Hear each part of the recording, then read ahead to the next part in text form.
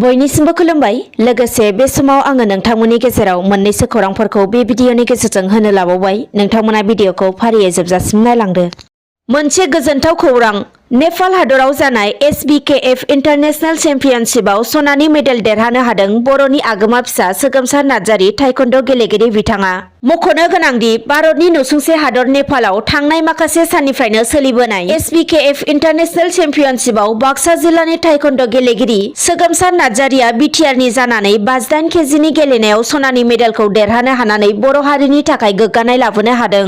मोनथिनो मोननाय बायदिब्ला गेलेगिरि सोगोमसार नार्जारीया लाइमोन समनिफ्रायनो टाइकन्ड' गेलेनायखौ गोख्रोङै लाबोनानै गोबां रायजोआरि आरो माहारियारि थाखोनि बादायलायनायफोराव गोबां मेडेलफोरखौ देरहाबोनो हादों। रायखांनो नांबावगोनदि नेपाल हादराव जानाय SBKF इन्टारनेशनेल चेम्पियनशिपआव सनानि मेडेल देरहानो हानायखौ सोगोमसार नार्जारीया गावनि जोबोर गोजोननाय मोननायखौ फोरमायथिनायजों लोगोसेनो फैबाय थानाय समावबो बेबायदिनो गोख्रोङै गेलेनायखौ नाजालांबाय थागोन होननानै गेलेगिरि बिथाङा फोरमायथियो। दानिया गुबुन खौराङाव फैदो।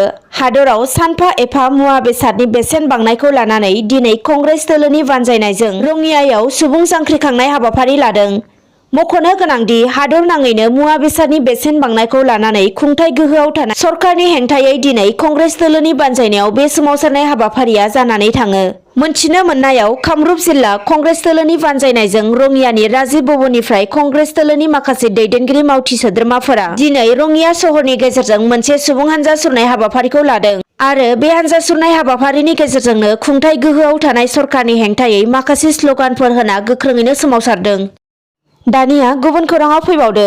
हादराव महामारी कर'ना भाइरास साग्लोबनायनि जाउनाव महामारी कर'ना भाइरासनिफ्राय बारग'नो थाखाय सरकारा हादरनि गासै सुबुंफोरनो बेसेन लायाजासे फ्रियावनो कर'ना भेक्सिन होनाय बायदियै गामि गामि थांनानै जायफोर दासिमबो कर'ना भेक्सिन लायाखै बैसोर सुबुंफोरनो कर'ना भेक्सिन होनाय हाबाफारिया सोलिगासिनो दङ।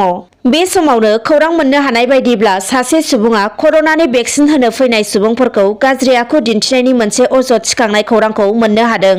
मख'नो नांगोनदि बाक्सा जिल्लानि मुसलपुर थानानि सिङाव थानाय आस्राबारि गामिनि तिनु मुसाहारि बिथाङा मैया सानजौफुनि 12 रिंगासो समाव कर'ना भेक्सिन होनो फैनाय आसा देहा फाहामसालिनि मावख'गिरि मेजिस्ट्रेट आरो पुलिस बिफाननि मावथि सुबुंफोरखौ गाज्रि आखु दिन्थिनायनि थाखाय बिथांखौ पुलिसा थानायाव लानानै थांदों होनना मिन्थिनो हादों।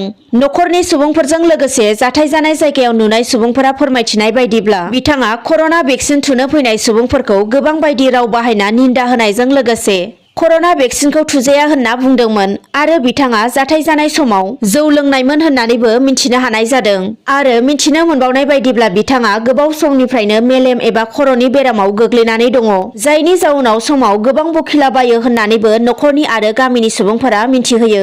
बेनिखायनो बेबायदि खर'नि बेराम आरो साननो हायै सासे सुबुंखौ पुलिसा मोजाङै मोजां हगार हरफिननांगौ होननानैबो न'खरनि आरो गामिनि सुबुंफोरा खौरांगिरिनि गेजेरजों दाबि खालामो। गुबुन फारसेथिं नारायणपुर एबसुनि नेहाथारि बिथाङा पुलिसजों लांजानाय तिनु मुसाहारिनि न'खराव खौरां लाहैनायजों लोगोसेनो गासैखौबो कर'ना भाइरासनिफ्राय बारग'नो थाखाय कर'ना भेक्सिनखौ लानो खावलायो आरो कर'ना भेक्सिन होनो फैनाय सुबुंफोरखौ रावबो गाज्रि आखु दिन्थिया बिनि थाखायबो बिथाङा बयखौबो खावलायहरो।